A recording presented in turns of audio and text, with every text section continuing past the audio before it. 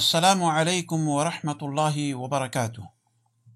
الحمد لله رب العالمين، والصلاة والسلام على سيد الأنبياء والمرسلين نبينا محمد صلى الله عليه وسلم وعلى آله وأصحابه أجمعين. أما بعد، محترم ناظرین کرام اور عزیز ساتھیوں، اللہ رب العالمین نے سورہ آل عمران آیت نمبر 134 کے اندر ارشاد فرماتا ہے: الذين ينفقون في السراء والضراء والكاظمين الغيظ والعافين عن الناس والله يحب المحسنين۔ اللہ رب العالمین ارشاد فرماتا ہے، جو ہر حال میں اپنا مال خرچ کرتے ہیں، خواہ وہ بدحال ہوں یا خوشحال، جو غصے کو پی جاتے ہیں اور دوسروں کے قصور کو معاف کر دیتے ہیں، ایسے لوگ اللہ رب العالمین کو بہت پسند ہیں۔ عزیز ساتھیوں، غور کرو کہ اس آیت کریمہ کے اندر اللہ تعالی نے 3 ایسے اوصاف بیان فرمائے ہیں۔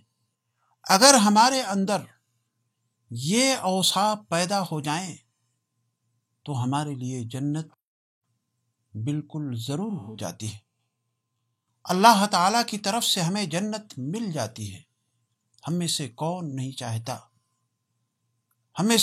چاہتا کہ اسے جنت نصیب ہو؟ دنیا کے اندر ہر شخص بالکل پریشان ہوتا ہے، بہت ساری عبادتیں کرتا ہے، بہت سارے ایسے اعمال کرتا ہے اور اللہ تعالیٰ سے امید رکھتا ہے کہ ہمیں جنت ملنی چاہیے۔ تو اگر آپ جنت کے خواہش مند ہیں، جنت کے آرزو رکھتے ہیں، جنت میں داخل ہونا چاہتے ہیں، جنت کو اپنانا چاہتے ہیں، جنت میں داخلہ پسند کرتے ہیں، تو آئیے ان 3 اعمال کو اپنے اندر پیدا کرنے کی کوشش کیجیے۔ اگر آپ نے ان تینوں چیزوں کو اپنے اندر پیدا کر لیا تو یقین جانیے کہ میں بالکل چیلنج کے ساتھ کرتا ہوں کہ انشاءاللہ ضرور آپ جنت کے اندر داخل ہوں گے۔ سب سے پہلی چیز کیا ہے؟ مال خرچ کرنے کی عادت ڈالیے۔ یعنی آپ کے پاس اللہ تعالیٰ نے جو مال و دولت کی فراوانی کر رکھی ہے، جتنے بھی مال آپ کے پاس ہیں، اس مال کو آپ لوگوں کے درمیان بانٹنے کی کوشش کیجیے۔ غریبوں کے میں، مسکینوں میں، بیواؤں میں آپ جب بانٹنا شروع کریں گے تو آپ کے اندر جو حرص ہوتی ہے، جو بخل ہوتا ہے، وہ ساری چیز ایک لخت ختم ہوتی چلی جاتی ہے۔ اور جب یہ چیز ختم ہوگی تو آپ اس مال کو جو آپ کے پاس موجود ہے، آپ غیر شرعی طریقے سے اس کو حاصل کرنے کی کوشش نہیں کریں گے، آپ اپنے بھائی کے مال کو ہڑپ کرنے کی کوشش نہیں کریں گے، یا اسی طریقے سے دوسروں کے اموال کو آپ اپنے پاس لانے کی کوشش نہیں کریں گے، کیونکہ آپ کے دل سے مال کی جو محبت تھی، مال کے بارے میں جو حرص اور طمع تھی، وہ ساری کی ساری چیزیں ختم ہو گئی ہیں، اور آپ اپنے مال کو اللہ کے راستے میں خرچ کرنا چاہتے ہیں۔ جو جہاں زکوٰۃ دیتے ہیں تو اس کے ساتھ ساتھ آپ صدقات پر بھی آپ کی نگاہ رہتی ہے، بیواؤں کے ساتھ آپ کا اچھا معاملہ ہوتا ہے۔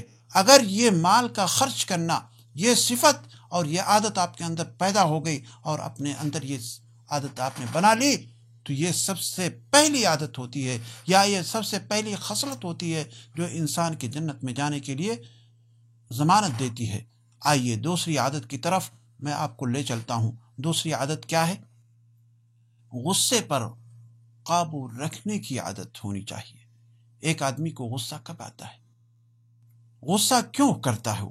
یہ غصہ آدمی بذات خود نہیں کرتا، بلکہ ایک اس کے دل کے اندر ایک ایسی چیز ہوتی ہے، اس کے جسم کے اندر، اس کے نفس کے اندر، جو شیطان کی طرف سے اسے ابھارا جاتا ہے، اور غصے کی حالت میں وہ ایسے کام کر جاتا ہے، ایسی غلطیاں کر جاتا ہے، جس کو بعد میں اسے کافی شرمندگی اٹھانی پڑتی ہے، بہت ہی زیادہ پچھتاتا ہے۔ اور غصے کی حالت میں آپ دیکھیں گے جتنے بھی طلاق کے معاملات پیش آتے ہیں، کوئی آدمی خوشی کے عالم میں، خوشی کی حالت میں طلاق نہیں دیتا، بلکہ غصے کی حالت میں وہ طلاق دیتا ہے۔